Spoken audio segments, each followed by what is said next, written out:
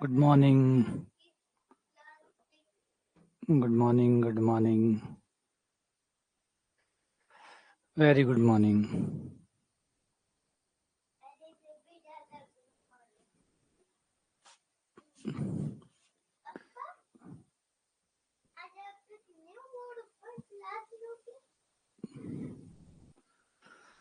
तो last lecture में हमने 40 क्वेश्चन कर लिए थे। अब 40 से आगे चलते हैं। क्वेश्चन नंबर 41 ये रहा आपके स्क्रीन पर। Good morning, good morning, good morning. Question number 41।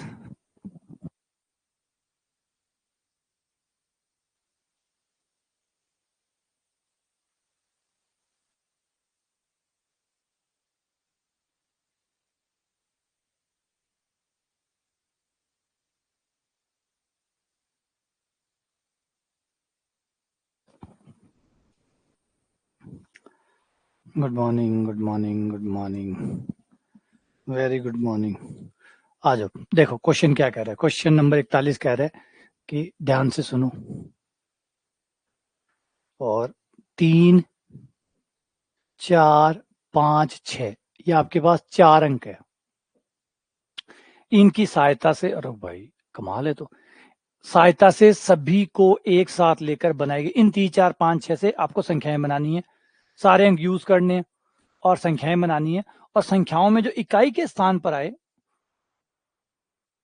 उन सारे अंकों का जोड़ बताना कितना होगा। वाह, कमाल का सवाल है भाई, कमाल का सवाल है। ये कह रहा है 3, 4, 5, 6 से नंबर बनाते जाओ, बनाते जाओ, बनाते जाओ, फिर उनका जो इकाई के स्थान पे जो अंक आए उसको जोड़ते जाओ, उनका जोड़ बताओ। जैसे 3456 हो गया, ठीक है, 3465 हो गया, 3654 हो गया, 3645 हो गया। तो नंबर बनाते जाओ, बनाते जाओ, और फिर जो इकाई के स्थान पर है उन सब का जोड़ बताओ कितना आएगा, ये बताना है। ये है सवाल। अब दिमाग लगाओ, बड़ा प्यारा सवाल है, बहुत ही शानदार सवाल है। दिमाग लगाओ इसमें, कैसे होगा ये, कैसे होगा, कैसे। बाद में फॉर्मूला बना लेंगे, अभी इसका एक फॉर्मूला भी बना लेंगे, छोटा ट्रिक जो है ना, शॉर्ट ट्रिक, वो इसके तैयार कर लेंगे। लेकिन पहले ये सोचो कि कैसे होता होगा ये। आपको इकाई इकाई इकाई इकाई के स्थान पर चाहिए, इकाई के स्थान पर कितना आएगा।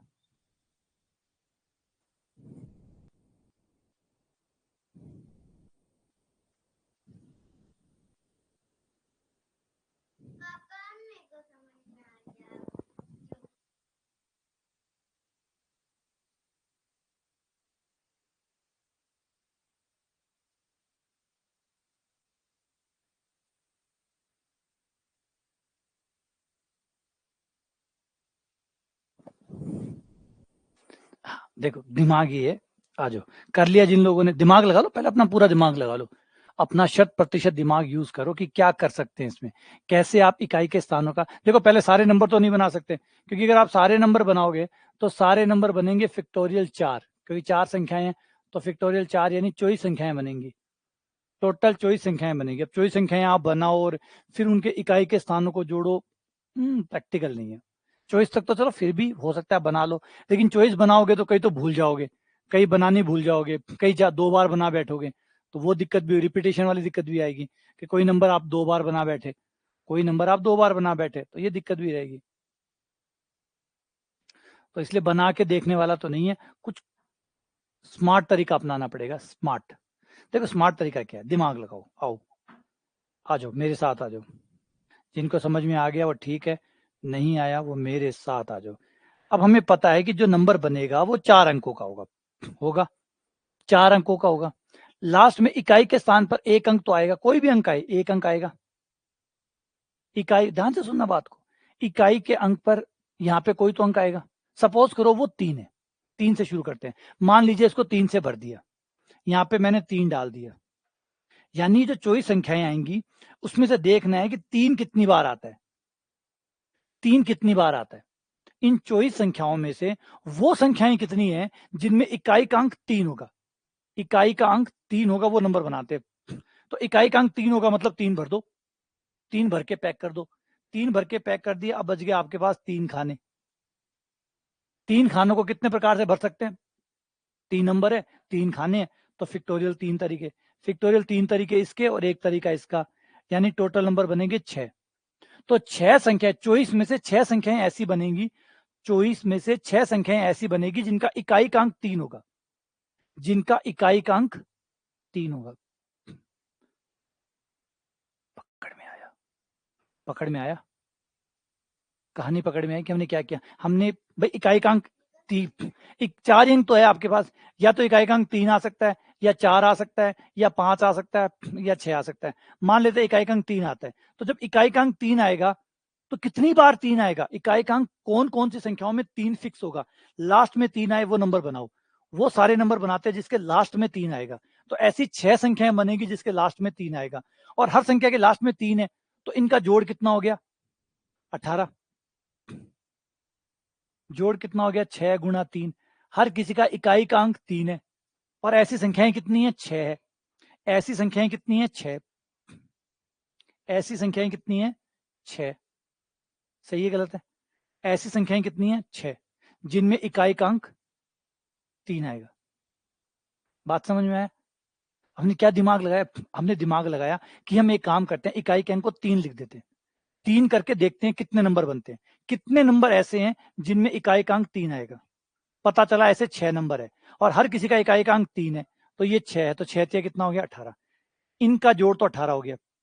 अब यही प्रक्रिया 4 के लिए रिपीट होगी, यही 4 के लिए। अगली बार इकाई का अंक 4 लें,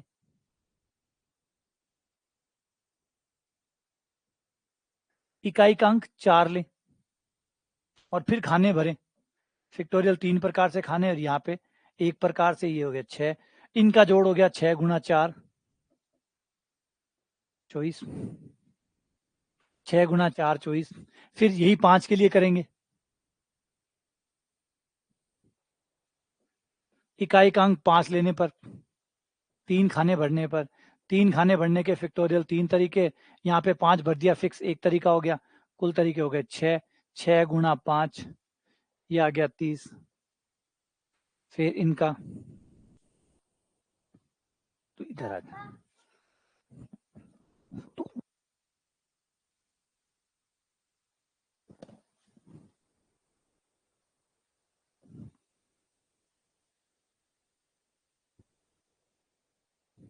यहाँ पे 6 हो गया,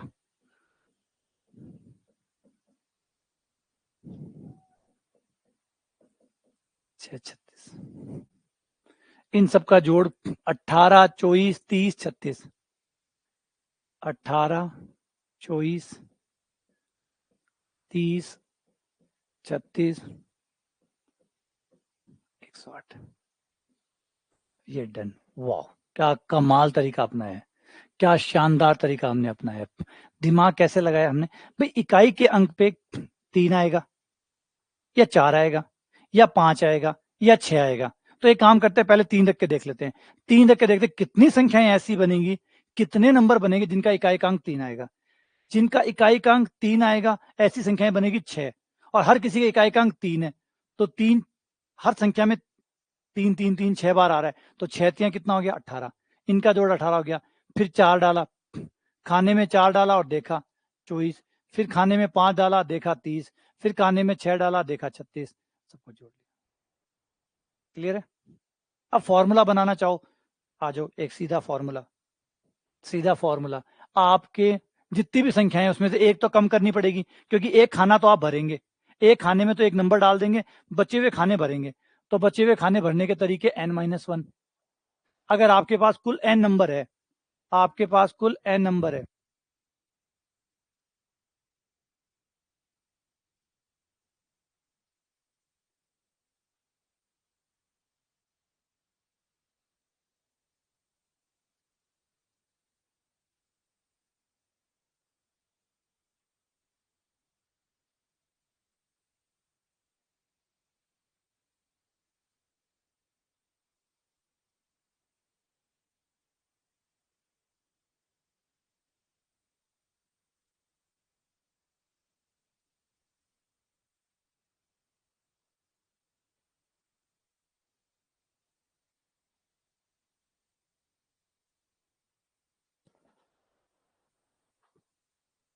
इंटू सारे अंकों का जोड़,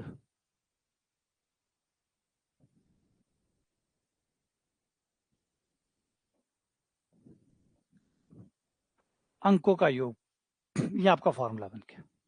क्योंकि याद देखो हर बार बने तो 6 ही है ना, नंबर तो 6 ही बने, इकाई का अंक 3 भर लो या इकाई का अंक 4 भर लो या इकाई का अंक 5 भर लो, नंबर तो 6 ही बनने। 6 नंबर वो बनने हैं जिनमें इकाई का अंक 3 होगा, 6 नंबर वो बनने हैं जब इकाई का अंक 4 होगा, 6 नंबर वो बनने हैं जब इकाई का अंक 5 होगा, 6 नंबर तब वो बनने हैं जब इकाई का अंक 6 होगा, तो वो तो वही रहेगा। और अब इनमें देखो सब में 6 कॉमन निकाल लें, तो 3 + 4 + 5 + 6 यानी अंकों का योग इंटू 6, और 6 कौन था? फैक्टोरियल 3, फैक्टोरियल 3 यानी n-1। तो जितने भी आपके पास अंक है उसमें से एक कम कर दो, n-1 फैक्टोरियल में निकाल लो और आपके अंकों का योग कर लो, गुणा कर दो, इससे आपके इकाई के अंकों का योग आ जाएगा। आपकी जितनी भी संख्याएं बनने वाली है उनमें जो इकाई का अंक होगा उनका जोड़ इस सूत्र द्वारा निकाला जा सकता है। लेकिन देखो इसकी जगह नहीं ले सकते, ये चीज जब क्लियर होती है तो ये चीज क्लियर होती है, वरना सीधा फॉर्मूला काम करता नहीं है ना, समझने की बात है। तो इफेक्टिवनेस जो है ना वो तब बढ़ती है जब आप ये चीजें जानते हैं कि अच्छा इसके पीछे का विज्ञान ये है, अच्छा इसके पीछे की चीज ये है। जब तक ये चीजें नहीं क्लियर होती है तो वो चीज सिर्फ मतलब मरे हुए की तरह है। आ जाओ अगला सवाल, अगला सवाल और भी प्यारा और भी सुंदर, भयंकर सुंदर। अब इसका भी फॉर्मूला बना लेंगे, लेकिन पहले इस टाइप का सवाल हमने पहले किया हुआ है।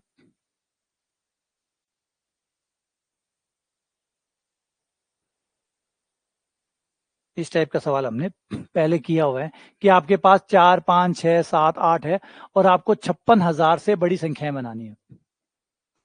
इस टाइप का सवाल कल ही हमने किया था। कैसे किया था बताओ? कल हमने कैसे किया था इसे?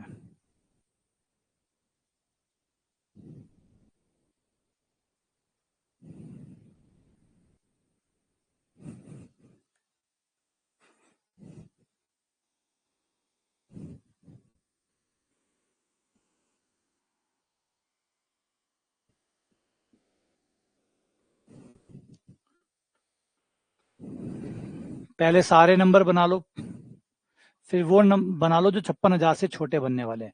56,000 से छोटी संख्याएं माइनस कर दो, कुल संख्याएं माइनस 56,000 से छोटी संख्याएं,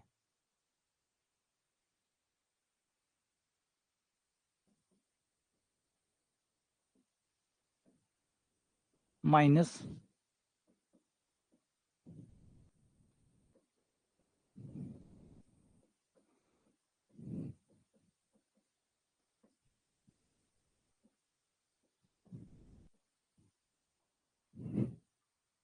कुल संख्याएं माइनस 56,000 से छोटी संख्याएं।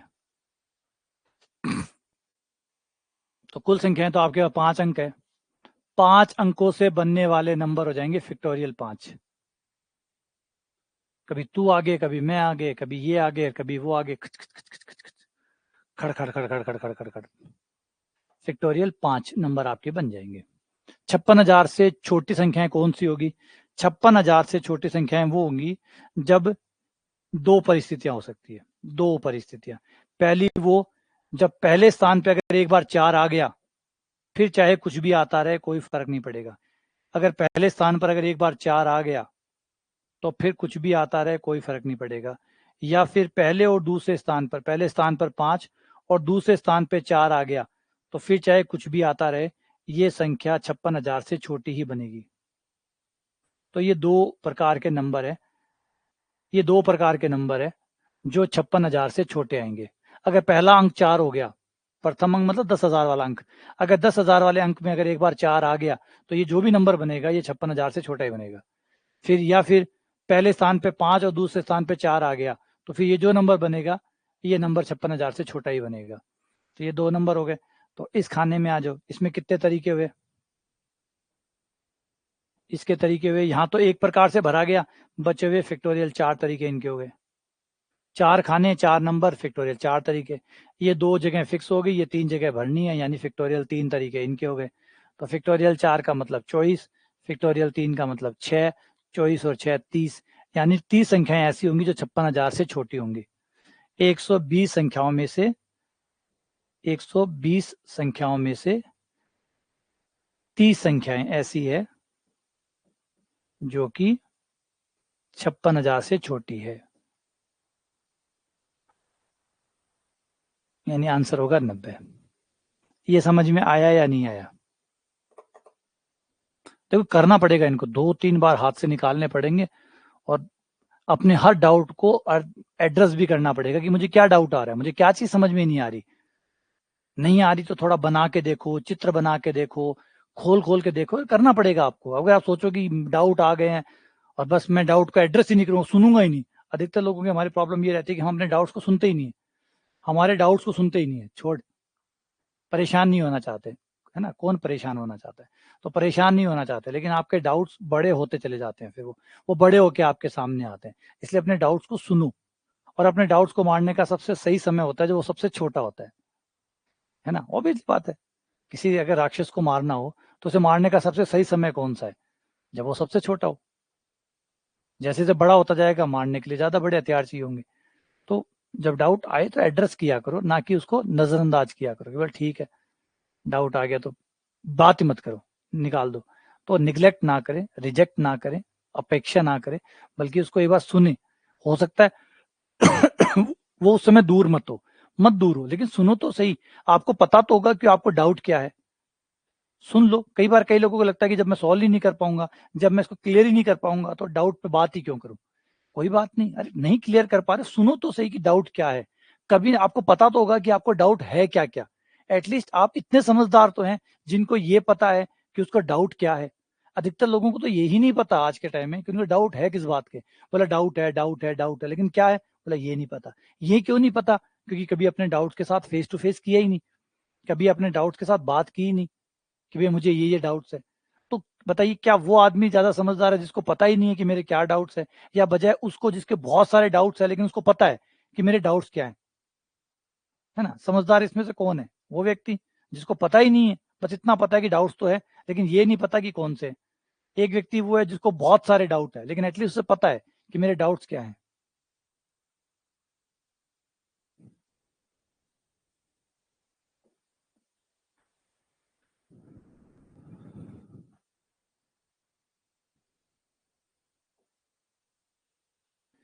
चार वस्तुएं हैं और चार बच्चों में बांटनी है।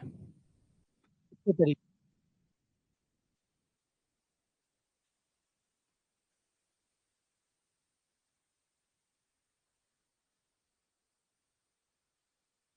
और जैसे मैंने पहले कहा कि जब तक क्वेश्चन ना कहे पुनरावृत्ति की जा सकती है, तब तक पुनरावृत्ति नहीं होती। बाय डिफॉल्ट पुनरावृत्ति नहीं होती में माना जाता है। जब पुनरावृत्ति करवानी होगी तो सवाल खुद बोलेगा, है ना? हम बाय डिफॉल्ट वैल्यू ये मानते हैं कि सवाल में अगर कुछ नहीं दिया है इसका मतलब पुनरावृत्ति के लिए मना कर रहा है, पुनरावृत्ति अलाउड नहीं है, बाय डिफॉल्ट यही माना जाता है।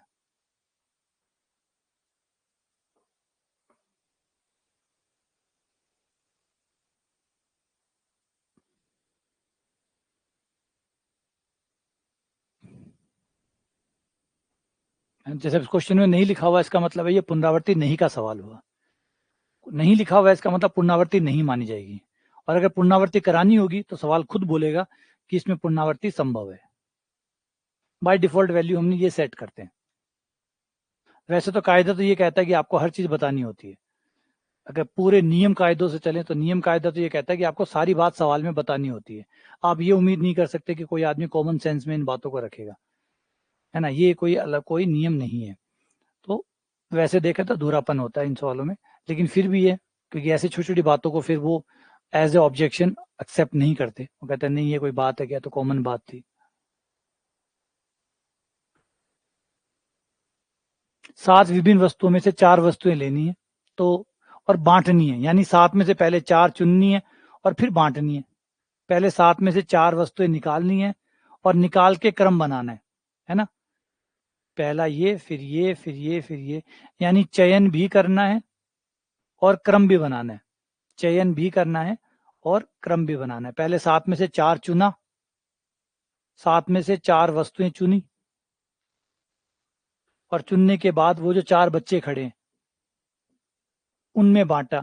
तू ये ले ले, तू ये ले ले, तू ये ले ले, तू ये ले ले, फिर उसको क्रम बनाए। तो यानी क्रम प्लस चयन हुआ है, मतलब क्रमचय हुआ है। तो आंसर आ जाएगा 7p4। ये हो गया 7p4। एनपीआर को ऐसे भी लिखा जाता है।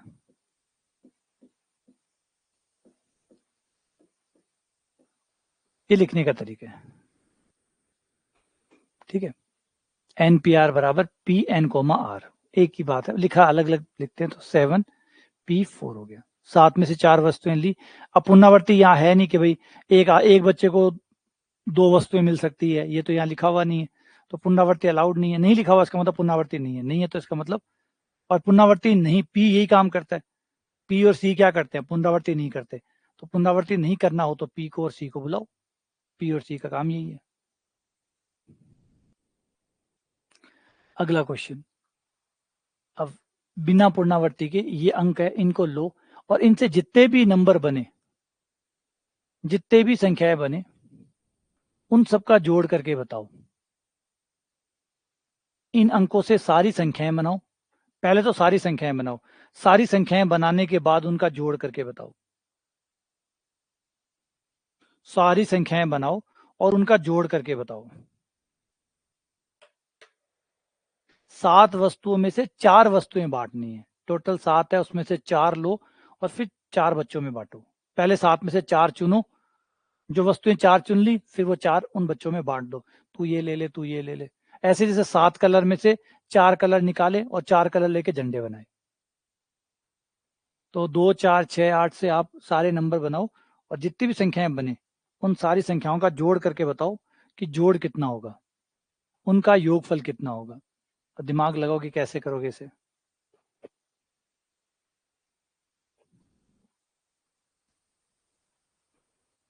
गौर करो, अभी आपने निकाला है इकाई के अंकों का योग, तो अभी आपने निकाला है। इकाई के अंकों का जोड़ तो अभी जस्ट पहले आपने निकाला है। अब इसी को दिमाग लगा के सोचो कि दहाई के अंकों का जोड़ कैसे निकलेगा। इकाई के अंकों का जोड़ आपने निकाला है, दहाई के अंकों का जोड़ कैसे निकलेगा, और सैकड़े के अंकों का योग कैसे निकलेगा, और 1000 के अंकों का योग कैसे निकलेगा। क्योंकि कोई भी नंबर जो होता है उसमें आप क्या जोड़ते हैं, पहले इकाई के अंक जोड़ते हैं, इकाई के अंकों को जोड़ते हैं, दहाई के अंकों को जोड़ते हैं, सैकड़े के अंकों को जोड़ते हैं और 1000 के अंकों को जोड़ते हैं। अभी अभी जस्ट आपने किया है इकाई के अंकों का जोड़।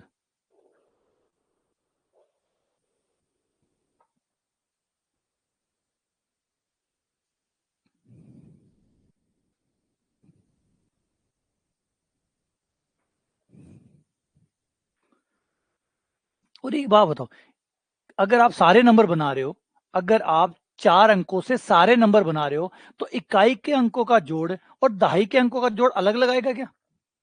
क्या अलग अलग आएगा? इकाई के अंकों का जोड़ और दहाई के अंकों का जोड़ अलग अलग आएगा क्या? नहीं, सेम आएगा, सेम आएगा। 3 अंक ले लो, 1 2 3 तो ज्यादा है, मैं 3 अंक ले लेता हूँ। 123, 1 2 3, इससे 6 नंबर बनेंगे, 1 2 3, 1 3 2, 2 3 1, 2 1 3, 3 1 2, 3 2 1।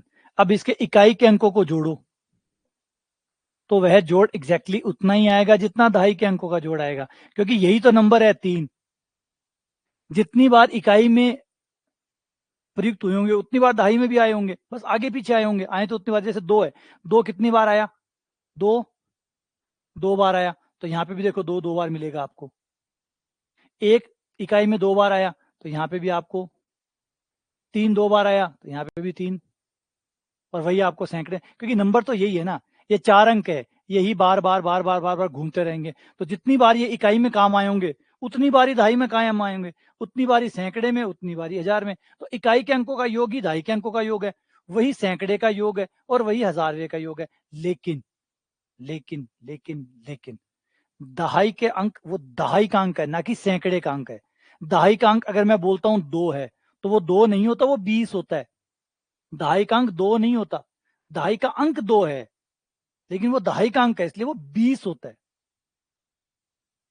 समझ रहे हो? पद का महत्व, पद का महत्व। इस दो में क्या अंतर है?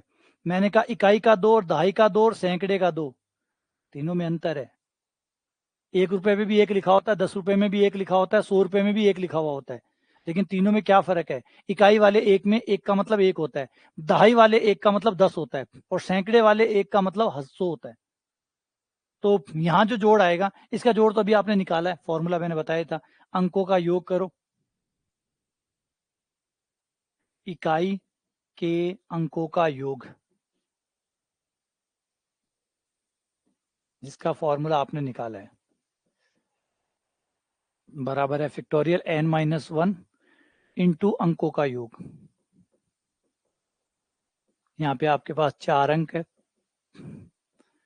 4 फैक्टोरियल 3 हो गया अंक, यानी 2 + 4 + 6 + 8, 6 × 20, ये हो गया 120। इकाई का 120 आया है, तो दहाई का भी 120 आएगा, लेकिन 120 × 10 आएगा, क्योंकि वो 2 नहीं बल्कि 20 आएगा, 3 नहीं बल्कि 30 आएगा, 4 नहीं बल्कि 40 आएगा। तो इस वजह से दहाई के अंकों का योग इसका 10 गुना हो जाएगा, तो वो 12, 120 की बजाय 1200 हो जाएगा। और सैकड़े वाला और 10 गुना हो जाएगा, वो 12,000 हो जाएगा, और 1000 अंकों का योग हो जाएगा, एक और जीरो। अब इन सब का जोड़ कर लो, 12,000 कितने, 4 जीरो ना, 4 जीरो, 1,20,000, ये हो गया 12,000, वो हो गया 1200, और वो हो गया 12, 120। तो 0, 2, 3, 3, 3, 1, 333, 20, ये आपका आंसर है।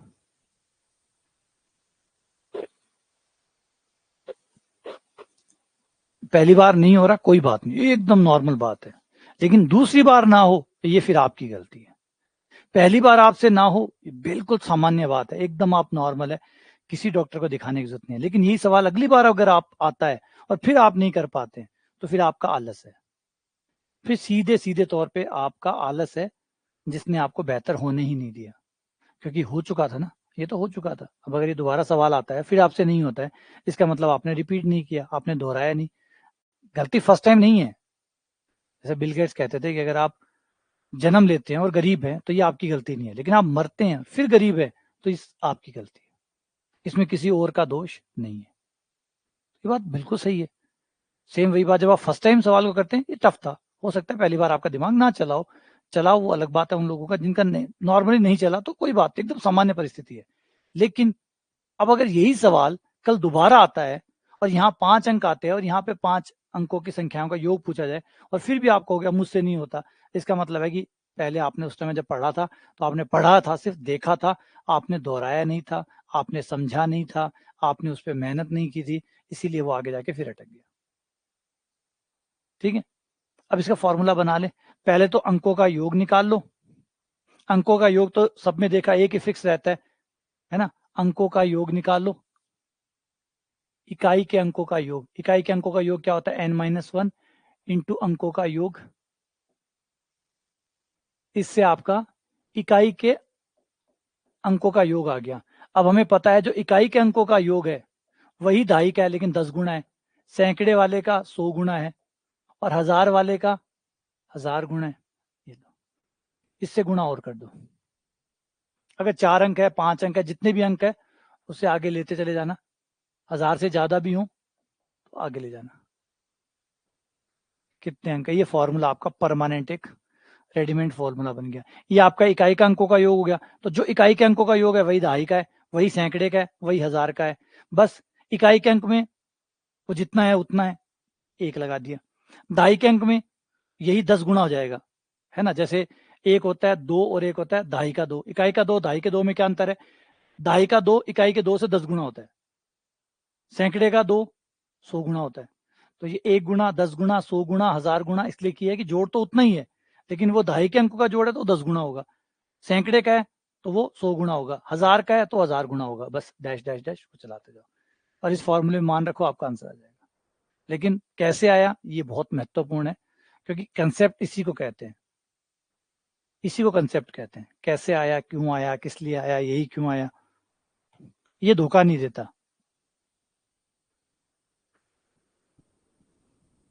अगला क्वेश्चन, 1 2 3 4 5 6 से 3 अंकों की कितनी विषम संख्याएं बनाई जा सकती है कि अंकों की पुनरावृत्ति संभव हो। अच्छा, अंकों की पुनरावृत्ति संभव हो। आप अंकों को चाहे जितनी बार यूज में ले सकते हैं।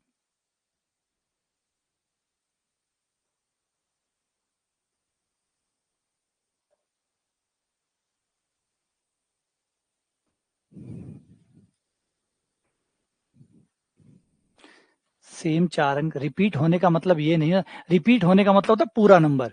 123 है, क्या दोबारा 123 आया? क्या दोबारा 123 आया? नहीं। 132 है, क्या दोबारा 132 आया? 213 है, क्या दोबारा 213 आया? 312 है, क्या दोबारा 312 आया? रिपीट होने का मतलब एक एलिमेंट का रिपीट नहीं होना, पूरा रिपीट होना है। अगर हम ऐसे बात करें तो फिर तो पूरी अंग्रेजी रिपीट ही है, क्योंकि ए अक्षर मेरे नाम में भी आता है और लगभग लगभग 90% चीजों में ए आता है, तो इस वजह से वो सारे अक्षर रिपीट हो गए। ठीक है ना, तो अंकों का रिपीट होना रिपीट नहीं माना जा रहा है। यहाँ पे जो रिपीट है वो ओवरऑल क्वेश्चन पूरा नंबर है। क्या पूरा नंबर रिपीट हो रहा है? नहीं, पूरा नंबर रिपीट नहीं हो रहा। 123, 132, 231, 213, 312, 321, ये कहाँ रिपीट? जो नंबर बने हैं वो रिपीट नहीं हुए ना। तो रिपीट, एक नंबर रिपीट हो रहा है, दो सारे रिपीट होते तो फिर वो रिपीट बनता है ना।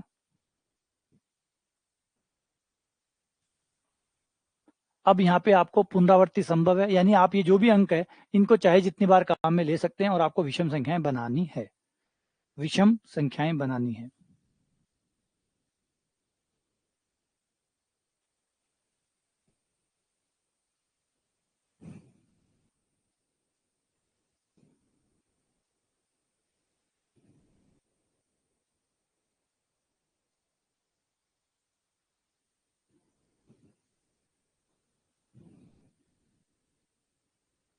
सिंपल सा है यार, निपटा दो जल्दी से, छोटा सा है, एकदम छोटा है ये।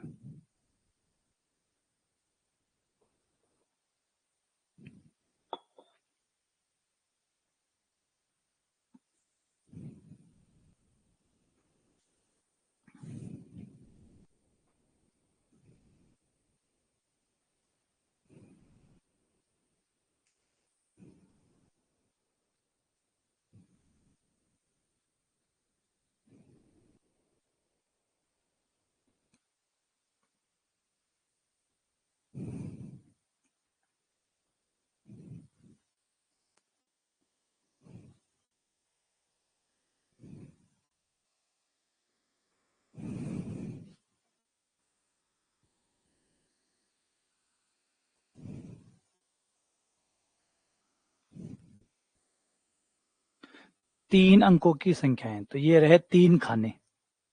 अंकों की पुनरावृत्ति संभव है, विषम संख्या बनानी है। विषम संख्या तभी बनेगी जब यहाँ पर इकाई के स्थान पर या तो 1 आए, या 3 आए, या फिर 5 आए। 1 3 5 में से कोई यहाँ पर डाला जाए, तो ये 3 प्रकार से। लेकिन बढ़िया ये है कि पुनरावृत्ति संबंध है, पुनरावृत्ति संभव है, इसका मतलब कोई भी अंक कम नहीं पड़ेगा, आप कितनी बार भी यूज कर सकते हैं। अब यहाँ पे मैंने जो भी भरा है इस बात का कोई फर्क नहीं पड़ेगा कि यहाँ पे कितने प्रकार से, कोई कम नहीं पड़ा। अगर यहाँ मैंने 1 भरा है तो मैं 1 को दोबारा यूज कर सकता हूँ, 2 भरा है तो मैं 2 को, 3 को, 4 को, जो भी मैंने यहाँ भरा है मैं दोबारा यूज कर सकता हूँ। यानी सारे के सारे अंक जीवित है। तो 6 के 6 तरीके इसके हो गए, 6 के 6 तरीके, सारे अंक जीवित है, कोई अंक नहीं मरा, क्योंकि पुनरावृत्ति संभव है। यहाँ पे जो भी यूज किया दोबारा यूज कर सकता हूँ। 6 तरीके इसके हो गए, 6 इंटू 6 इंटू 3 यानी 108। तो आपके जो अंक बनेंगे, आपकी जो संख्याएं बनेंगी वो 108 होंगी, 108 संख्या। सही है, ठीक है, सिंपल सा था। 20438, ये 5 अंक है और 5 अंकों की ही संख्या बनानी है। कितनी संख्याएं बनाई जा सकती है कि अंकों की पुनरावृत्ति ना हो, अंक पुनरावृत्ति ना करे। इस बार पुनरावृत्ति नहीं करानी। हाँ, इवन भी सेम आएंगे।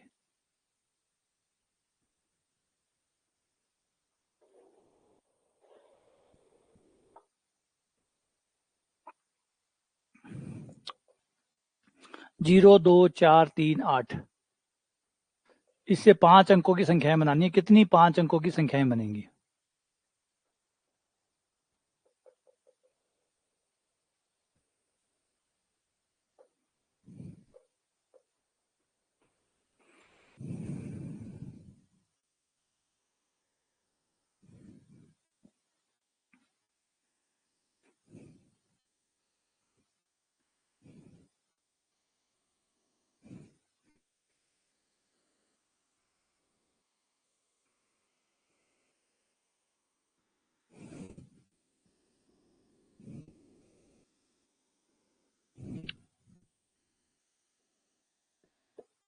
Ninety six. ठीक है, बिल्कुल। पहले तो आप क्या करोगे, सारे नंबर बनाओगे, कुल संख्याएं बनाओगे जिनमें पहला अंक 0 हो चाहे ना हो। तो कुल संख्याएं बनाओगे तो ये फैक्टोरियल 5 बन जाएगी, लेकिन इनमें 0 आगे आ गया है, तो उन संख्याओं को माइनस कर दो जिनमें पहला अंक 0 आ गया, क्योंकि जिनका पहला अंक 0 आ गया वो फिर 5 अंकों की हो ही नहीं सकती, वो 4 अंकों की है। जिनका पहला अंक 0 आ गया होगा वो 4 अंकों की है ना। तो एक बार 0 को फिक्स कर दो पहले स्थान पर और बचे हुए खानों को भरो। बचे हुए खानों को भरने के तरीके फैक्टोरियल 4, तो फैक्टोरियल 5 माइनस फैक्टोरियल 4 यानी 120 माइनस 24, ये हो गया 96। आंसर 96। सही है, 96, क्योंकि पहला स्थान में 0 नहीं आ सकता। तो आपने एक बार तो सारे नंबर बना लिए जिनमें पहले स्थान पे 0 आता हो, वो भी आ गए, 120 में टोटल आ गए। लेकिन जिनमें पहले स्थान पे 0 आ गया फिर वो तो 5 अंकों का हुआ ही नहीं ना, वो तो 4 अंकों का हो गया। तो वो देखो कौन से अंक बनाए आपने, कौन सी संख्याएं बनाई है जिनका पहला स्थान पे 0 आ रहा है, वो कम कर दो, तो आपकी सारी सही संख्याएं प्राप्त हो जाएंगी। सही है, आ जाओ। अब यहाँ पे है कि यदि दो व्यंजक पास पास न आते हो, दो व्यंजक, स्वरों को छोड़ दो, उसके अलावा जो बन गए वो व्यंजक हो गए। यानी यहाँ पे स्वर, कौन कौन स्वर है? 3 स्वर है। ए स्वर है, आई स्वर है, यू स्वर है। ए आई यू, ये स्वर है और ये व्यंजक है। एम, ये वाला एक्स, ये वाला एम और ये वाला एम, ये आपके व्यंजक है। ये तो हो गए स्वर और ये हो गए व्यंजक।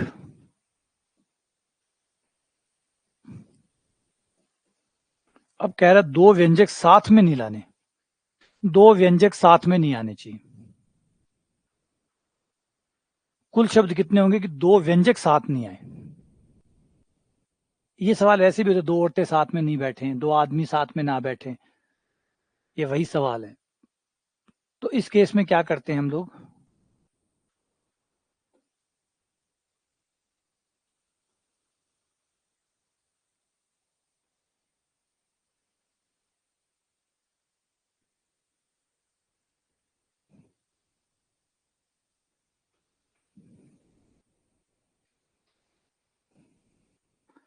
इन सवालों में क्या करते हैं,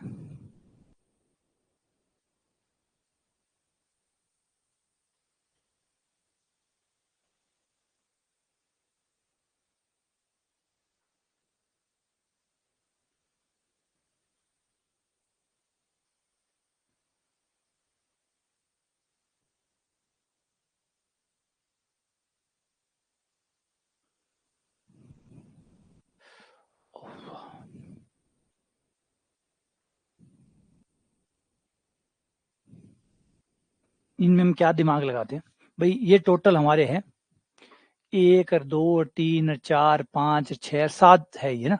तो हम लोग दिमाग लगाते हैं कि एक काम करते हैं कि पहले ए आई यू को भर लेते हैं, ए आई यू को भर लेते हैं।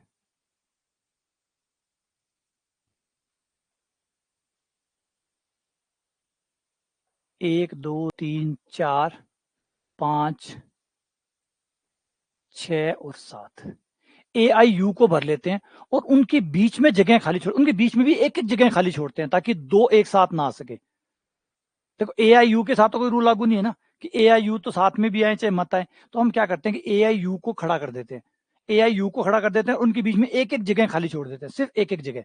जिससे क्या होगा कि बीच में एक जगह होगी तो ये जो व्यंजक है ये फिर एक ही आ पाएंगे उनके बीच में, उनके बीच में एक ही आ पाएंगे, तो दोनों साथ में आ ही नहीं सकते। तो अगर मैं यहाँ पे ए भर देता हूँ, ध्यान से देखना, अगर मैं यहाँ ए भर देता हूँ, यहाँ आई भर देता हूँ, यहाँ यू भर देता हूँ, तो यहाँ दो जगह बच जाएगी, और दो जगह बचते ही दो व्यंजक एक साथ आ जाएंगे। तो ये तरीका तो नहीं बैठेगा, कैंसिल, ये हटाओ। दूसरा ट्राई करते हैं, ए को यहां खड़ा कर दूं, आई को यहां खड़ा कर दूं, यू को यहां खड़ा कर दूं। अब इनके बीच में देखो ठीक एक जगह बची है, बस यही सही तरीका है कि मैं ए को यहां भर दूं, आई को यहां भर दूं और यू को यहां भर दूं। अब सबके बीच में ठीक एक जगह बचेगी, अब कोई भी व्यंजक साथ में नहीं आ पाएगा, कोई भी व्यंजक साथ में नहीं आ पाएगा। सही है, पहले AIU को मैं खड़ा कर दूं और फिर बीच में जगह खाली, एक एक जगह खाली छोड़ दूं। ये बढ़िया, देखो ये तरीका ही क्यों चूज किया मैंने, तरीका तो मैं ये भी कर सकता था, ए को आगे खड़ा करता, लेकिन उस तरीके में दो जगह एक साथ खाली नहीं बचनी चाहिए। अगर दो जगह एक साथ खाली बची तो दो व्यंजक एक साथ आ जाएंगे, और दो व्यंजक एक साथ आने नहीं चाहिए। तो AIU को पहले ऐसे खड़ा करो, वो तरीके देखो जिस तरीके से AIU को खड़ा करने के बाद उनके बीच में ठीक एक एक जगह ही बचे, एक जगह ही बचे, ताकि दो व्यंजक एक साथ ना आ सके। तो ये तरीका AIU वाला ये तरीका हो गया। हाँ, अब इसमें भी हम एक काम कर सकते हैं कि भैया ए तू यहां आ जा, आई तू यहां आ जा, यू तू यहां आ जा।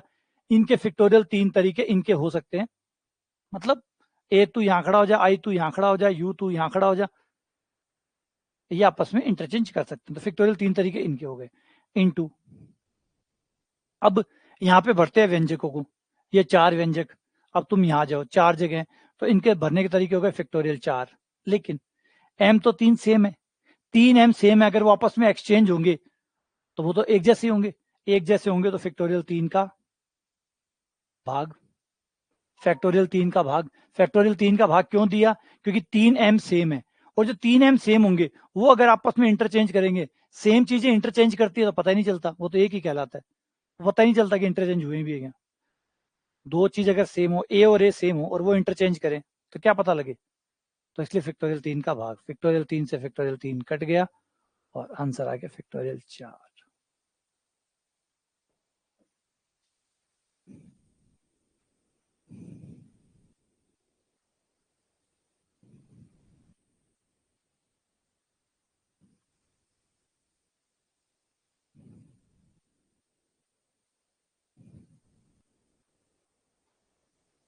ठीक है ना, सही है। तीन एम सेम है तो फैक्टोरियल तीन का भाग भी तो लगेगा। जब दो चीजें सेम होती है या तीन चीजें सेम होती है तो उनके इंटरचेंज करने से कोई फर्क नहीं पड़ता, इसलिए उनका भाग देना पड़ता है।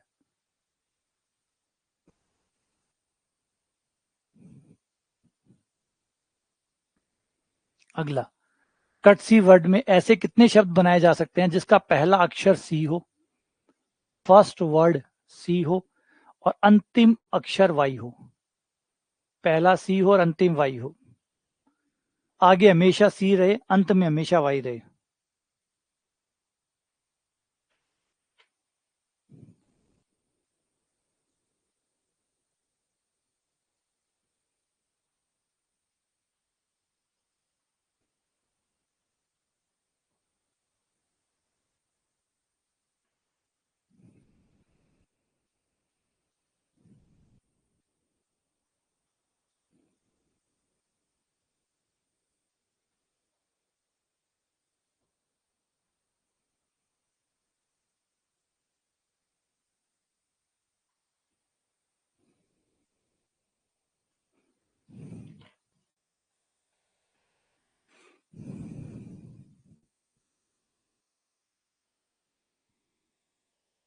अगर एम सेम ना होते तो फैक्टोरियल तीन का भाग, हर चीज जो आ रही है ना वो कोई मायने से आ रही है। यहाँ पे जो चीजें आ रही है वो क्यों आ रही है, इसे देखो, वो चीजें चेंज हो जाएगी तो ये भी चेंज हो जाएगा। जैसे ये क्यों आया है? क्योंकि आपके 3 व्यंजक 3 स्वर थे, इस वजह से ये 3 आया। ये 4 क्यों आया? क्योंकि 4 स्थान थे, 4 स्थान पे 4 चीजें रखनी थी। ये 3 क्यों आया? क्योंकि 3 एम सेम थे। तो अगर कुछ भी बदलेगा सवाल में तो ये भी बदल जाएंगे नंबर, कुछ भी बदलेगा तो उससे जुड़े हुए नंबर भी चेंज हो जाएंगे।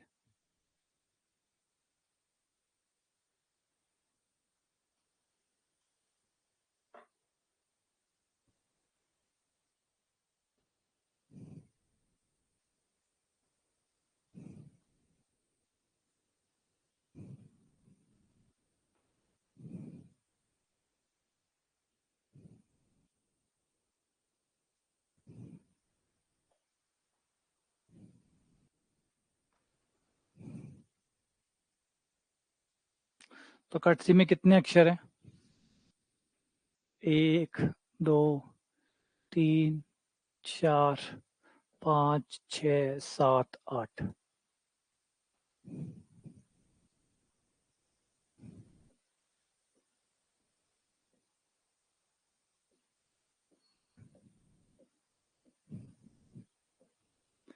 पहली जगह कह रहा है सी रखो और लास्ट पे वाई रखो, तो ये तो फिक्स हो गए, ये तो आप बदल ही नहीं सकते। पहली जगह हमेशा सी रहेगा, पहला अक्षर हमेशा सी रहेगा, अंतिम अक्षर हमेशा वाई रहेगा। अब बच गए आपके पास 6 जगह, 6 जगह आपको भरनी है, 6 जगह भरनी है और 6 ही चीजें, तो फैक्टोरियल 6 तरीके से।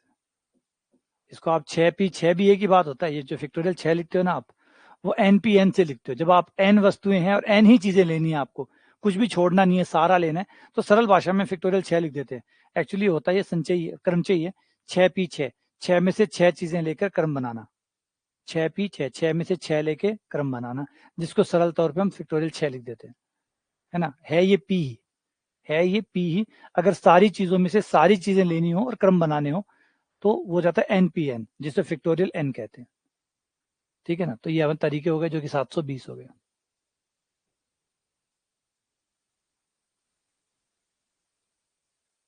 फैक्टोरियल 6, ये आपका आंसर हो गया।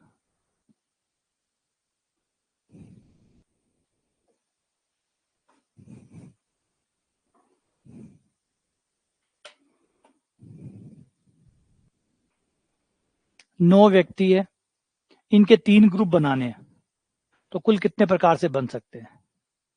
9 व्यक्तियों के 3 ग्रुप बनाने हैं,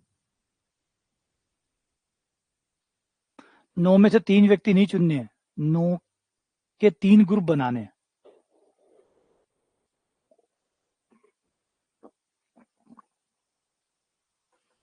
नौ के 3 ग्रुप बनाने हैं आपको, कितने प्रकार से बनाए जा सकते हैं?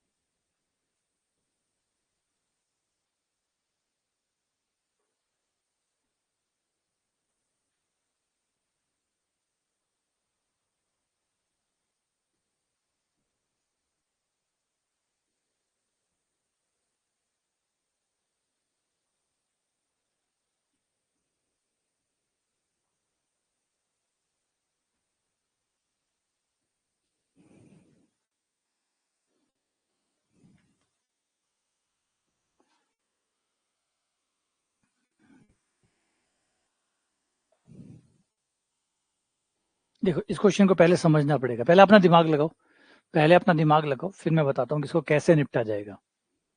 यहाँ पे पहली बात तो ये समझो, सबसे बड़ी बात, कि ऐसा नहीं है कि 9 में से 3 आदमी चुनने हैं, 9 में से 3 आदमी नहीं चुनने, 9 में से 3 आदमियों के 3 ग्रुप बनाने हैं, बराबर ग्रुप बनाने हैं, मतलब 3 आदमियों के 3 ग्रुप बनाने हैं, बराबर बनाने, छोटे बड़े बनाने नहीं है। तो 3 ग्रुप बनेंगे, A group, B group, C group. A group में 3 बी ग्रुप में 3, सी ग्रुप में 3। ठीक है, अब दिमाग हम लगाते हैं और दिमाग ध्यान से सुनना कि मैं इसको कैसे निपटाने वाला हूं। सबसे पहले मैंने क्या किया, मैं एक बार भूल गया कि ग्रुप बनाने हैं, टीम बनानी है, मैं ये भूल गया कि टीम बनानी है। मैंने सारे के सारे लिए और एक टीम और उनमें आगे पीछे खड़े कर दिए। तो रामलाल आगे, तो श्यामलाल पीछे, तो मोहनलाल आगे, ये आगे पीछे, ठक ठक। ये हो गए फैक्टोरियल 9 तरीके। ये 9 व्यक्ति को मैंने फैक्टोरियल 9 तरीके से अरेंज कर दिया। तो आगे, तो पीछे, तो आगे, तो पीछे, तो आगे, तो पीछे, हो गया डन। अब बनाते हैं टीम।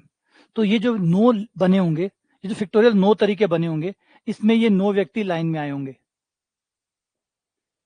ये पहला तरीका, ये दूसरा तरीका, ये तीसरा तरीका, ये चौथा तरीका। इस तरीके से डैश डैश डैश फैक्टोरियल 9 तरीके बने होंगे।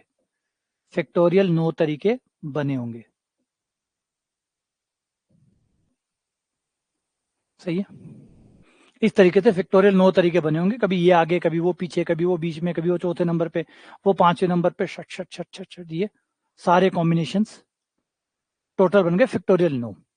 अब सारे बनाने होते तो फैक्टोरियल 9 बन जाते, लेकिन बंदे ने कहा टीम बनाओ में एक मामला ये है कि मान लो जो 9 आदमी हैं उनके नाम है ए, बी, सी, डी, ई, एफ, जी, एच, आई, ये इनके नाम है। तो मान लो पहला कॉम्बिनेशन जो आपने बनाया उसमें यहाँ ए आया, यहाँ बी आया, यहाँ सी आया, यहाँ डी आया, यहाँ ई आया, यहाँ एफ, यहाँ जी, यहाँ एच, यहाँ आई। ठीक है, और आपने तय किया कि जो पहले 3 होंगे इनको टीम 1 बोल दूंगा, टीम ए,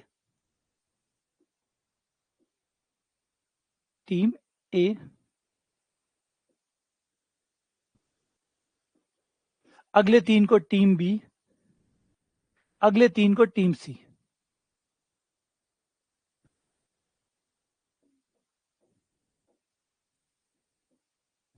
ये टीम बी, ये टीम सी, है ना। अब दिक्कत क्या हुई, ये एबीसी आए, ये एबीसी अगर उलट पुलट जाते हैं तो भी टीम तो वही हुई ना। अगर ए आगे आ गया, अगली बार सेम यही चीज आ गई,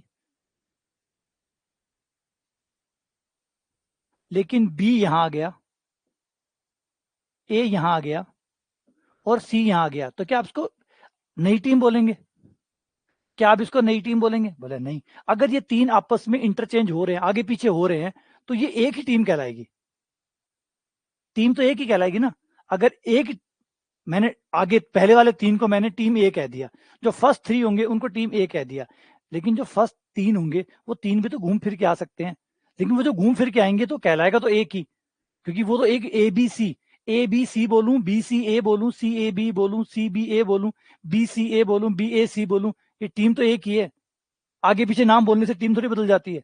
अगर क्रिकेट टीम के 11 खिलाड़ियों के नाम में बदल बदल के बोलूं, उन्हीं 11 खिलाड़ियों के नाम में कभी किसको फर्स्ट बोलूं, कभी किसको सेकंड बोलूं, तो टीम तो वही रहेगी ना। तो इस वजह से ये 3 जो फैक्टोरियल 3 तरीके से आगे पीछे हो सकते हैं वो एक ही कहलाएगा, तो फैक्टोरियल 3 का भाग, क्योंकि इसको आप अलग काउंट नहीं कर सकते। जैसे वैसे ही काम कर रहा है, जैसे 3 एम सेम आ गए, 3 एम सेम आने की वजह से उन एम के आपस में इंटरचेंज करने को आपने एक ही माना कि वो इंटरचेंज करना कोई फर्क नहीं डालेगा, उनको एक माना जाएगा, तो फैक्टोरियल 3 उसका। फिर दूसरी टीम में भी तो वही बात है, ये 3 जने हैं, ये भी आगे पीछे होंगे, इसका भी एक फैक्टोरियल 3। ये मान लो 3 एम सेम आ गए, 3 आई सेम आ गए, 3 जे सेम आ गए, तो 3 इसका, तो फैक्टोरियल 9 बटा फैक्टोरियल 3 की क्यूब। बात समझ में आई या नहीं आई? ये बात समझ में आई या नहीं आई? उत्तर पे ना जाओ, कहानी पे जाओ। उत्तर मिला लेंगे, कहानी पे जाओ कि कैसे हुआ ये बंटवारा, कैसे हुआ है, किस तरीके से हम लोगों ने ये बंटवारा किया है, किस तरीके से ये हमारा बंटवारा हुआ है। फैक्टोरियल 9 थे, हमने सारे कॉम्बिनेशंस बना दिए, सारे टोटल जितने बन सकते थे, इन 9 लोगों को जिस तरीके से खड़ा किया जा सकता था खड़ा कर दिया, और हमने कहा कि भैया ये जो पहले 3 व्यक्ति हैं ये टीम ए है, ये टीम ए है, अगले 3 व्यक्ति टीम बी है, अगले व्यक्ति टीम सी है, लेकिन उसमें ये है कि जो टीम ए है उसमें आगे पीछे करेंगे, आगे पीछे करेंगे तो टीम बदलती नहीं है, खिलाड़ियों को आगे पीछे करने से टीम थोड़ी बदल जाती है, वो एक ही टीम होती है। तो फैक्टोरियल 3 का भाग टीम ए के लिए, फैक्टोरियल 3 का भाग टीम बी के लिए, फैक्टोरियल 3 का भाग टीम सी के लिए।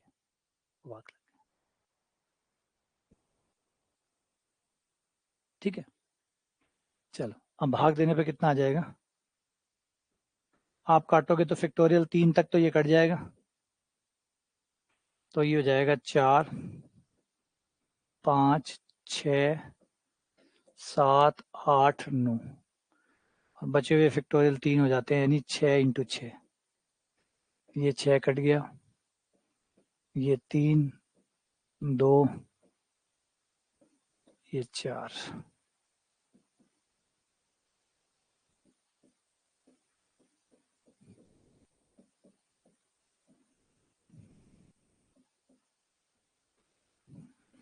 ये आपका आंसर।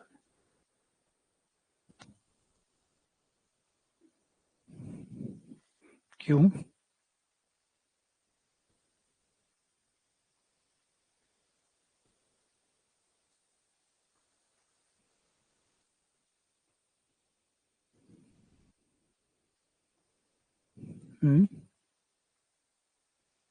डिवाइड इसलिए किया क्योंकि वो 3 सेम है।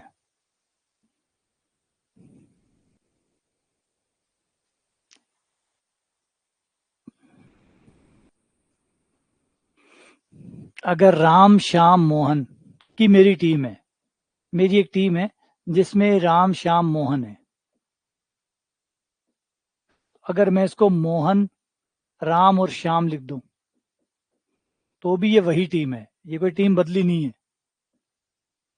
और श्याम राम मोहन कर दूं तो भी ये वही टीम है। नामों को आगे पीछे करने से नई टीम नहीं बन जाती, नए खिलाड़ी लेने से नई टीम बनती है, नए खिलाड़ी लेने से नई टीम बनती है, नए खिलाड़ी लेने से नई टीम बनती है, ना कि खिलाड़ियों के नाम को आगे पीछे करने से नई टीम नहीं बनती। आपने 11 खिलाड़ी वही रखे और उन खिलाड़ियों को आगे पीछे कर दिया और आपने कहा वाह उस बार हमने नई टीम बना ली इंडिया की, तो उस टीम को नई टीम नहीं कहते। नई टीम कब कहते हैं? जब नए खिलाड़ी आते हैं, नए खिलाड़ियों के आने से नई टीम बनती है, ना कि खिलाड़ियों को आगे पीछे करने से। ऐसे अगर होता तो फिर तो हर बार आप नई टीम के साथ खेलेंगे। ठीक है ना?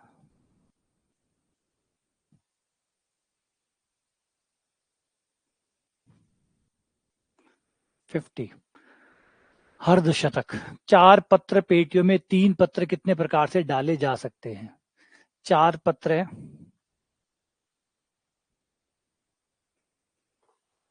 वो आगे पीछे हो गए,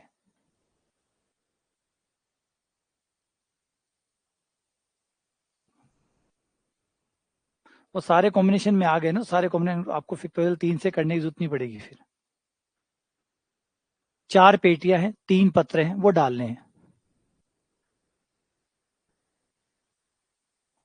अब यहाँ पे देखो कौन रिपीट हो रहा है कौन रिपीट नहीं हो रहा।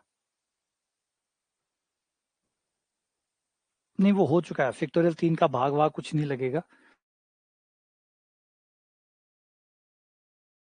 पूरा हो गया एकदम, डन डना डन डन है पूरा, कुछ भी जरूरत नहीं पड़ी उसके अंदर। छोटा सा 9 की बजाय एक फैक्टोरियल 3 का एग्जाम्पल लेके देख लो, है ना? वो 9 खिलाड़ियों की टीम बना रहा था, आप 3 खिलाड़ियों की 3 टीम बना लो और देखो कि क्या उसके बाद दोबारा फैक्टोरियल 3 के भाग देने की जरूरत पड़ती है क्या।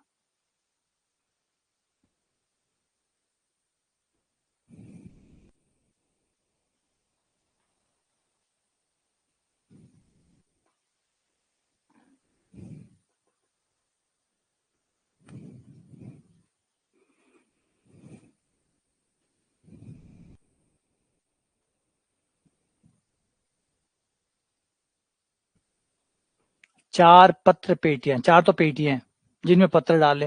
अच्छा, अब रिपीट कौन होगा, पेटियां या पत्र? पत्र रिपीट हो रहा है या पेटियां रिपीट हो रही है? अपना फॉर्मूला वही है, रिपीट की पावर नॉन रिपीट। इसमें से बताओ रिपीट कौन हो रहा है? पत्र रिपीट हो रहा है। क्या एक पत्र को दो पेटी में डाला जा सकता है? एक पत्र को दो पेटी में डाला जा सकता है? नहीं, यानी पत्र रिपीट नहीं हो रहे हैं। पत्र रिपीट, क्या एक पत्र को दो पेटी में डाला जा सकता है? तब तो कहेंगे पत्र रिपीट हो रहा है। एक पत्र क्या दो पेटियों में आ सकता है? नहीं, पत्र रिपीट नहीं हो रहा, पेटियां रिपीट हो रही है। एक पेटी में दो पत्र डाले जा सकते हैं, यानी पेटी रिपीट हो रही है। समझो, रिपीटेशन को पहले समझो कि रिपीट का मतलब है आपने पत्र उठाया, क्या एक पत्र को दो पेटियों में डाल सकते हैं? बोले नहीं, एक पत्र एक ही पेटी में जाएगा। जब एक पत्र एक पेटी में जाएगा तो पत्र रिपीट कहां हुआ? एक पेटी में दो पत्र आ गए तो पेटी दो बार रिपीट होगी ना। इसी एक पेटी को आपने दो बार यूज कर लिया, एक बार एक पत्र डाला और एक बार और एक पत्र डाला, तो पेटी रिपीट हुई ना। पत्र रिपीट नहीं हुआ, पेटी रिपीट हुई है। वो पहले कहानी समझो, रिपीट कौन हुआ है? पेटी रिपीट हुई या पत्र रिपीट हुआ है? पत्र तो दो पत्र डले तो दोनों पत्र अलग अलग हैं, पत्र कहां रिपीट हुआ है? रिपीट तो पेटी सेम है। अगर एक पेटी में तीन पत्र पड़े हैं तो रिपीट कौन हुआ होगा, पत्र या पेटी? एक पेटी में अगर तीन पत्र डले हुए हैं तो पेटी रिपीट हुई है या पत्र रिपीट हुआ है? अगर पत्र रिपीट होता तो एक ही पत्र होना चाहिए था, तो तीन पत्र है। पत्र तो अलग अलग है, तो रिपीट कौन हुआ? पेटी। पेटी सेम है, पेटी तीनों बार सेम है, इसका मतलब रिपीट पेटी हुई है, ना कि पत्र, है ना। बात समझे, रिपीटेशन को पहले समझो, धीरे से समझो कि पेटी रिपीट हो रही है या पत्र रिपीट हो रहा है। आप एक पेटी में तीन पत्र डालते हैं तो रिपीट कौन हो रहा है? कौन सी चीजें तो सेम है? पेटी सेम है, पत्र तो तीनों ही अलग अलग है। पत्र तो तीनों अलग अलग है, तो पत्र रिपीट नहीं हुआ, पेटी रिपीट हुई है। तो पेटी कितनी है? चार, तो ये हो गया 4 की पावर 3, यानी 64। अब बंदे ने एक चीज के लिए मना कहा है कि भाई सभी पत्र एक पेटी में मत डालना, तो ऐसी कितनी स्थितियां हो सकती है? ऐसी चार स्थितियां हो सकती है। चार पेटियां ना, चार पेटियों के नाम रख लेते हैं, पेटी 1, पेटी 2, पेटी 3 और पेटी 4। ऐसी चार स्थितियां हो सकती है कि आपने तीनों पत्र पेटी 1 में डाल दिए, या तीनों पत्र पेटी 2 में डाल दिए, या पेटी 3 में डाल दिए, या पेटी 4 में डाल दिए। चार तरीके आपके ऐसे हो सकते हैं कि तीनों पत्र आपने एक ही पेटी में डाले हो, तो वो चार विधियां माइनस कर दो, वो चार तरीके माइनस कर दो, तो कुल तरीके कितने हुए? 60। तो आंसर आ गया 60, क्योंकि इसने तीनों पत्र एक ही पेटी में डालने को मना किया है। तो तीनों पत्र एक पेटी में जाए, ऐसे कितने तरीके हैं? चार तरीके। तीनों पत्र पेटी 1 में डाल दो, एक तरीका। तीनों पत्र पेटी 2 में डाल दो, एक तरीका। तीनों पत्र पेटी 3 में डाल दो, एक तरीका। तीनों पत्र पेटी 4 में डाल दो, एक तरीका। तो चार तरीके ये हो गए। तो 64 में से ये चार कम कर दो, 60 तरीके हो गए, है ना। कुल 60 तरीके हो गए।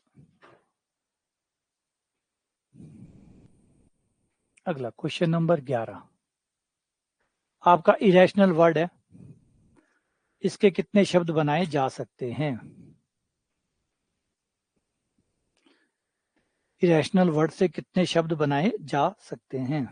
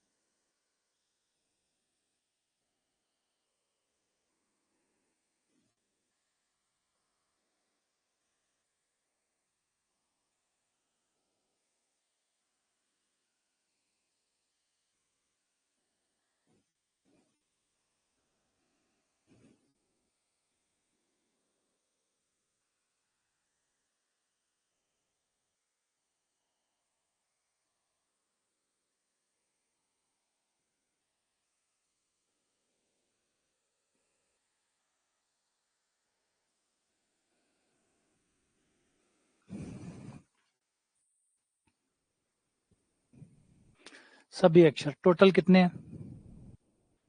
1 2 3 4 5 6 7 8 9 10। तो फैक्टोरियल 10 बटा, रिपीट पे आ जाओ, आर एक बार, 2 बार, बस आर 2 बार, तो फैक्टोरियल 2 तो इसका आ गया। फिर आई को देखो, आई 1 2, 2 बार आई है, 2 बार आई का आ गया। ए कितनी बार है? 1 2 बार ए है, और कोई नहीं है, बस ठीक है। फैक्टोरियल 10 बटा फैक्टोरियल 2, फैक्टोरियल 10 बटा फैक्टोरियल 2 की पावर 3। ठीक है, सही है। अगला क्वेश्चन, क्वेश्चन नंबर 52।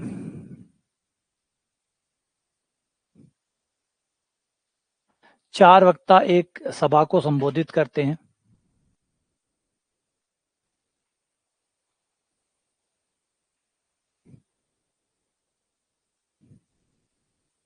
चार वक्ता एक सभा को संबोधित करते हैं जिसमें वक्ता क्यू जो है वो वक्ता क्यू से पी से पहले बोले।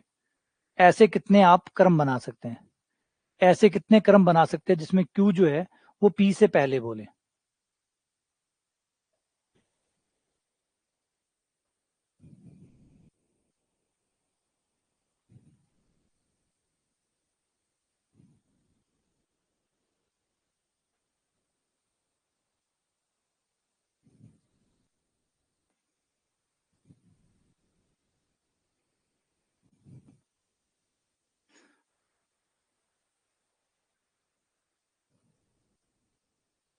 थोड़ा सा दिमाग लगाओ, बड़ा आसान सा सवाल है। अगर आप थोड़ा सा सोचें इसके बारे में तो आसान सवाल है। देखो, दो आदमी अगर बोल रहे हो और बाकी लोग उनके साथ बोल रहे हो तो इसमें है तो दो ही तरीके ना। दो ही तरीके हैं कि या तो क्यू पी से पहले बोलेगा, या क्योंकि अगर दोनों ही बोल रहे हैं, बोलने की बारी सबकी आएगी, तो या तो एक खिलाड़ी उससे पहले बोलेगा या उसके बाद में बोलेगा। यानी कुल तरीकों में से आधे तरीके ऐसे होंगे जिसमें क्यू आगे बोलेगा, पी बाद में बोलेगा, या आधे तरीके वो होंगे जिसमें पी आगे बोलेगा, क्यू पीछे बोलेगा। सीधी सी बात है। कुल तरीकों में से, सही कह रहा हूं गलत कह रहा हूं? सही कह रहा हूं गलत कह रहा हूं? कुल तरीकों में से आधे तरीकों में क्यू पहले बोलेगा, पी बाद में बोलेगा, और बचे हुए आधे तरीकों में पी आगे बोलेगा। क्योंकि दो ही तरीके, टोटल तरीकों में दो ही तरीके आप बांट सकते हैं। एक तरीका वो जिसमें क्यू पहले बोल रहा है, पी बाद में बोल रहा है। पहले बोलने का मतलब ये नहीं कि जस्ट क्यू से पहले जस्ट क्यू बोल रहा है, क्यू उससे आगे कहीं भी बोल सकता है। ये चार वक्ता है ना। यहाँ पे पहले बोलने का मतलब ये नहीं एग्जैक्ट पहले। पहले बोलने का मतलब उसका नंबर उससे पहले आना चाहिए। ये बोलने का क्रम है 1 2 3 4। क्यू पहले बोल रहा है, मान लीजिए क्यू पहले नंबर पे बोल गया और पी चौथे नंबर पे बोल गया, तो भी क्यू की बारी पी से पहले आ गई। बारी पहले आए, बस बात वो है, क्यू की बारी पी से पहले आए, ये चाहता है ये। हमेशा क्यू पहले बोले, पहले बोले मतलब इसकी बारी पहले आए। एग्जैक्ट पहले आए ऐसा नहीं कि जस्ट पहले ही आए, नहीं, उससे पहले आए। क्यू की बारी पी से पहले आए। तो टोटल दो ही केस बन सकते हैं। टोटल केस जितने बनेंगे उस केस के आधे केस में क्यू पहले बोलेगा और आधे केस में पी बाद पहले बोलेगा। क्योंकि इसके अलावा तो इन दो के अलावा कुछ और हो नहीं सकता। इन दो के अलावा कुछ और संभव नहीं है। तो कुल केसेस बना लो। कुल 4 आदमी कितने प्रकार से बोल सकते हैं? फैक्टोरियल 4 से। फैक्टोरियल 4 यानी 120 तरीकों से बोल सकते हैं। 120 तरीकों से बोल सकते हैं। सही है।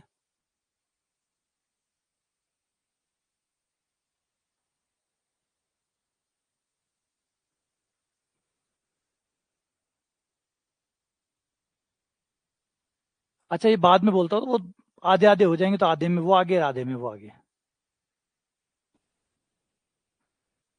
आधे में वो आगे हो जाएगा और आधे में वो आगे हो जाएगा।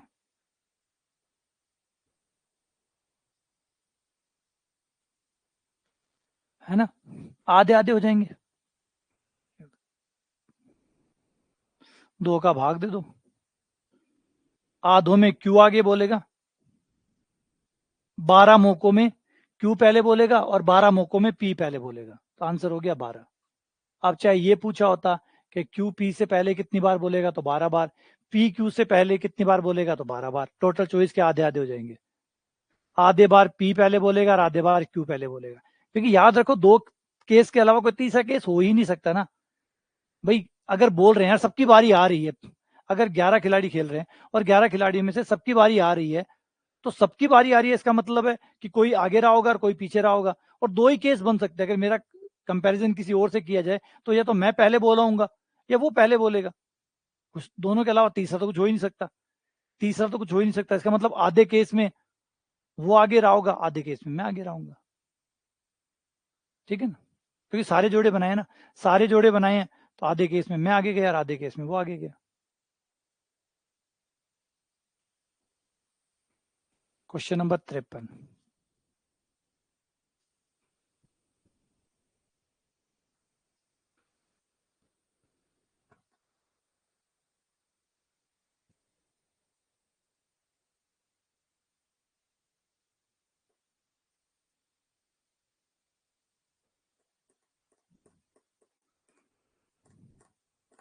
इसको बाय ऑप्शन कर लो, ज्यादा ठीक है।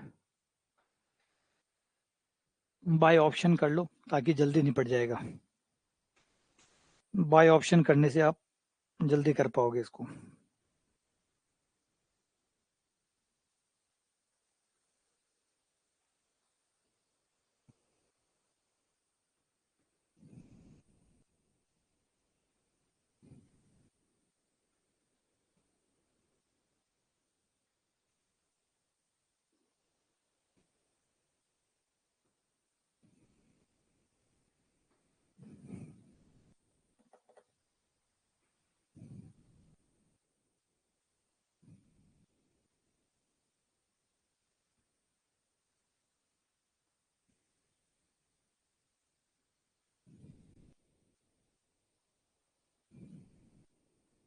तो बाय ऑप्शन जाओगे तो ए सही हो गया।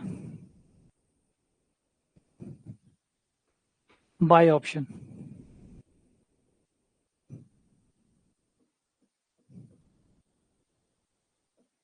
अगर इसको वैसे करते हैं तो ये बड़ा लंबा जाएगा, अच्छा खासा लंबा जाएगा। कर तो सकते हैं, प्रॉब्लम तो नहीं है, लेकिन ज़्यादा लंबा जाएगा। इससे बेहतर है कि ना ही जाए। 8 और 2 10, 10 P2। P2 में क्या होता है, ऊपर वाले को उल्टा चलाना होता है। तो 8 और 2 10 हो गया। 10 P2 का मतलब हो गया 10 को उल्टा चलाओ 2 बार, तो 10 गुणा 9, और 10 गुणा 9 हो गया 90। और यहाँ पे लें तो 8 माइनस 2 हो गया 6, 6 P2। 6 P2, 6 को उल्टा 2 बार, 6 5 यानी 30, ये भी 30 हो गया। तो डन, आपका ए सही हो गया, है ना। ठीक है, लो एक और कर दो।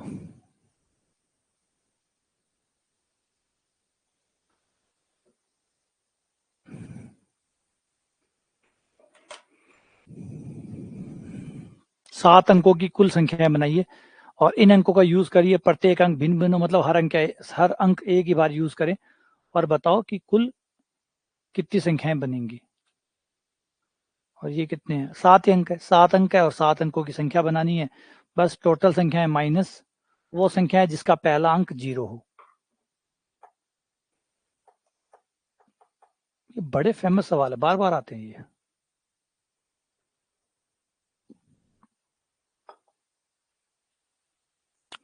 इस बार सेकंड गेट में भी ऐसे ही आया था एक, एग्जैक्ट तो मुझे याद नहीं है, लेकिन ऐसा ही सवाल आया था। 4 अंक थे उसमें से वो 3 अंक लेके संख्याएं बना। और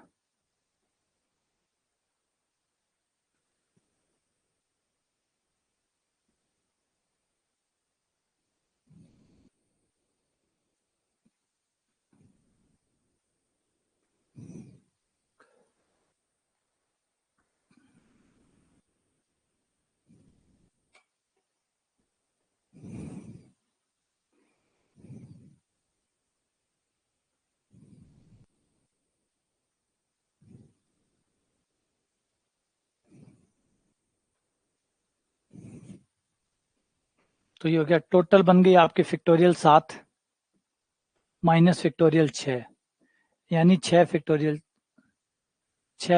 6। 6 गुणा 720, 4320। पहले तो वो संख्या टोटल बना लोगे, टोटल बन गई फैक्टोरियल 7। फिर वो संख्याएं जिनमें पहले स्थान पे 0 आता हो, तब वो 6 अंकों की बनेगी। तो पहले स्थान पे 0 आएगा तो फैक्टोरियल 6 वो हो गई, ठीक है ना। पहले अंकों पे 0 आ जाए वो माइनस कर दो। तो क्या करना है, कुल संख्याएं माइनस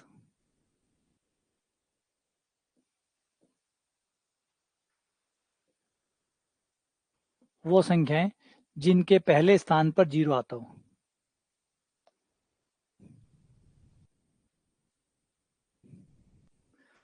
तो कुल संख्या होगी फैक्टोरियल 7, और जिन पे 0 आता हो मतलब उनके 6 खाने खाली है, और 6 खाने को बढ़ने के लिए फैक्टोरियल 6 तरीके। फैक्टोरियल 7 को लिख सकते हैं फैक्टोरियल 7 गुणा 6, factorial 6, factorial 6 common, 7 minus 1, factorial 6 गुणा 6, या 6 गुणा फैक्टोरियल 6।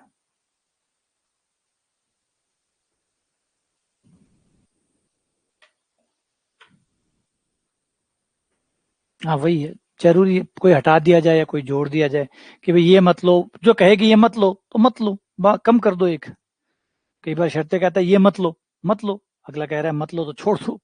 सिंपल सी कहानी है, वो थोड़ा बहुत तो कुछ तो बनाएगा ना सवाल को कि भाई ये मत लो, मत लो तो छोड़ दो, नहीं लेना, बात खत्म। और ये जरूर लेना है तो उसको ले लो, फिक्स डाल दो। ठीक है, चलो मिलते हैं अगले लेक्चर में, फिर और सवाल करेंगे। अभी तो इस पे काफी शोधन की जरूरत है ना। क्रमचय संचय वैसे बहुत प्रॉब्लमेटिक रहता ही है, तो थोड़ा और समय इसको देंगे, थोड़ा और 100 क्वेश्चन तक इसमें जाएंगे अपन लोग, प्रैक्टिस अंत तक जाएंगे इसमें ताकि बढ़िया हो जाए। ठीक है, चलो मिलते हैं आप लोगों से।